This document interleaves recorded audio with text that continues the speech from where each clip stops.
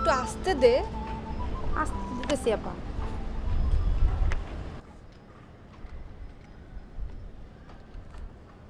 কি বলতেছি? আস্তে দিতে বলতেছি না? জট লেগে গেছে তো আপা, এর লেগে আমার চুলে জট আসবে কোত্থেকে? দিতেছি আপা।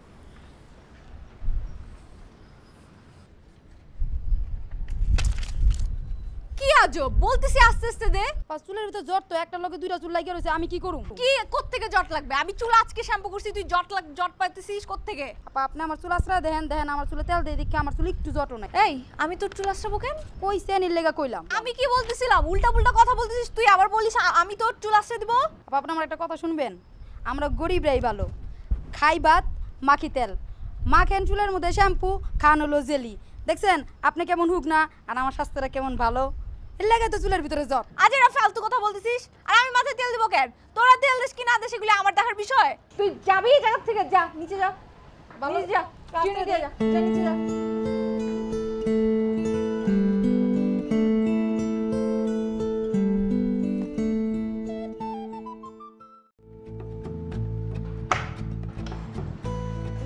কাকে চাই? সেলিম সাহেব আছেন? কোন সাহেব? সেলিম সাহেব। ও আমাকে ভাইজান হ্যাঁ। আছে, আপনি এনেই দাঁড়ান।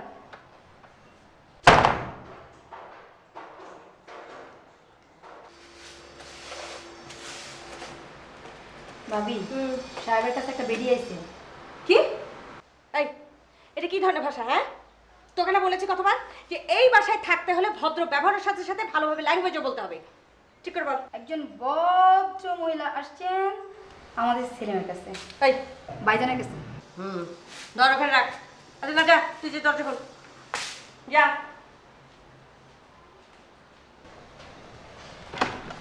দেখি কে? রাঙ্গা সেলিম বাবু। আসসালামু আলাইকুম। ওয়ালাইকুম আসসালাম। জি বলুন। আমি সেলিম সাহেবের কাছে আসছিলাম। হ্যাঁ, কিন্তু আপনি কে? আমার নাম হচ্ছে রিনা, আমি ওনার ক্লায়েন্ট। ও, আসেন। আসলে সেলিম এত ব্যস্ত থাকে না যে ফ্রাইডেতেও আসেন। প্লিজ, তুই এখানে দাঁড়িয়ে আছিস কেন? যা। একটু কাজ ছিল তো, তাই ফ্রাইডেতে আসতে হলো। আসলে সেলিম যেরকম প্রফেশনের সাথে আছে সেখানে ফ্রাইডে স্যাটারডে মানডে বলে কোনো ব্যাপার নেই, সব দিনই এক, অনেক বিজি মানুষ তো। আচ্ছা, আপনার হাজব্যান্ডের সাথে ডিভোর্স হয়ে গেছে তো না?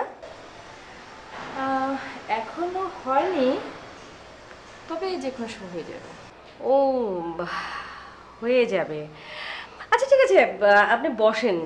সেলিম আসলে ওয়াশরুমে আছে, ফ্রাইডে তো শাওয়ার নিচ্ছে, জুম্মা পড়বে তো, জুম্মার টাইম হয়ে গেছে। আমি ওকে জানাই। চা খাবেন?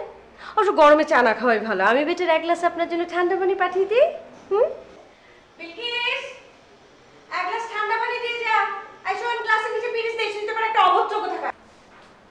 আগে থেকে জানতে না? কি জানতাম?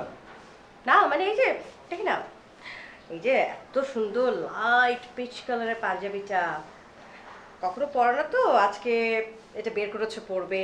সকাল থেকে গরম পানি দেয়া যেন দেই, সেটা অস্থির হয়ে গিয়েছো।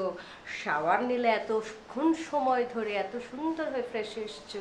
আরে কি আশ্চর্য, আমি নামাজ পড়তে যাবো, জুম্মার নামাজ। হ্যাঁ, সেটা এর আগেও গিয়েছো, কিন্তু এরকম পাঞ্জাবিও পরোনি, আবার এতক্ষণ সময় ধরে শাওয়ারও নাওনি। আরে আমি এই কদিন পরে বাসায় আছি, গত 2 সপ্তাহ তো নামাজ পড়তে পারিনি, তাই ভাবলাম যে আজকে একটু ভালো করে পরিষ্কার পরিচ্ছন্ন হয়ে যাই। আচ্ছা আচ্ছা, তুমি অনেক ব্যস্ত, আমি তো জানতাম না সেলিম। মানে একেবারে বাসায় ফ্রাইডে তো ক্লায়েন্ট চলে আসে তোমার আজকাল। কে এসেছে?